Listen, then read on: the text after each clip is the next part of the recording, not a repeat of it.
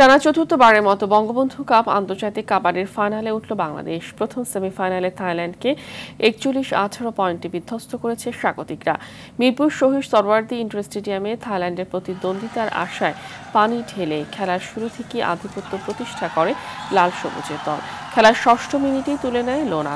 এরপর আরও দুটি লোনা তুলে নেন আরদুজ্জামান জিয়ারা। দু দলই তুলনামূলক রক্ষণাত্মক কৌশলে খেললেও ফল পক্ষে নেয় লাল সবুজরা, পা রাখিয়ে শিরোপা ধরে রাখার শেষ মঞ্চে।